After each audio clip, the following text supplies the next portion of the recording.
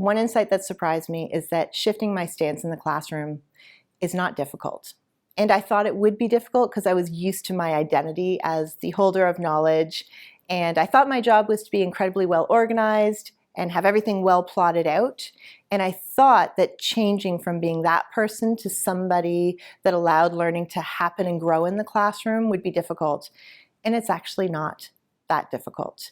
And once you get a taste of what the results are of that shift, you will become addicted to it. I feel that the skills the students are gaining have very little to do with English, and they have everything to do with being healthy and engaged in the world. And so when I say healthy, I'm talking about the ability to interact with people who think differently from them, the confidence to engage with tension and to be excited about it instead of frightened by it, the hope and the belief that there are better ways to do things and that they have the skills to find that better way.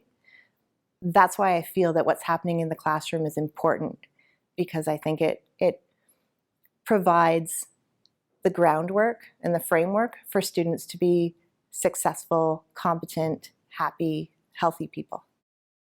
10, 15 years ago, my expectations were that students could read well and understand what they read and write about it very well. And I would give them a format of an essay, and my expectation was that they would be able to put their ideas into that format very well. That's about it. And it's not that good thinking didn't happen. I know it did. I know there was critical thinking happening. However, I definitely created structures that were limiting. And now my expectation is that students propose to me how they organize and present their information. And what I really want is for students to surprise me. And I wasn't surprised very often in the past. It was very rarely that I was surprised. And now I love that very often it's happening that I'm surprised by what I see in front of me. It feels exciting and energizing. And I don't know, I don't want to be silly and say joyful, but it feels joyful. The classroom feels quite joyful. It's playful, it's fun. It also feels important, by the way. I would add in there, it feels important. I am so much more open to change. I'm excited about change. And I think I would have told you 5 years ago that I love change, but I think I might have been lying. And I like growth. I do like change. I always love learning. So I've always loved learning, but I don't think I really understood what growth meant or what change meant.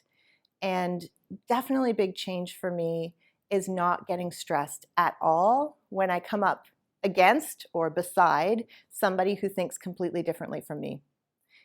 And I know in the past I was very good at crushing other people's models.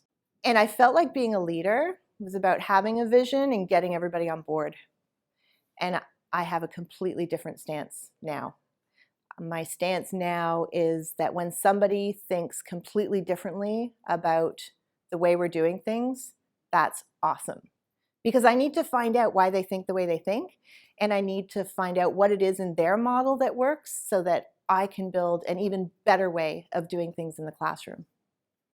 I hope to cultivate a questioning stance, and I hope that students walk out of the class not necessarily knowing more or feeling that at the end of Ms. Warren's class, I now know English, but having more tools to question what it is that they do know. And I really want them to have a desire to shift their stance, and not shift kind of willy-nilly every time they get new information, but that when you change your stance, when you get new data that's really compelling, that's a great thing. And I think I spent a lot of my career doing the exact opposite. I taught students how to get stuck in their stance, and I encouraged it. I showed them how to crush an opposing model and incorporate that into their essay. I even showed them how to ignore data that didn't confirm their stance. That was the first 15 years of my teaching.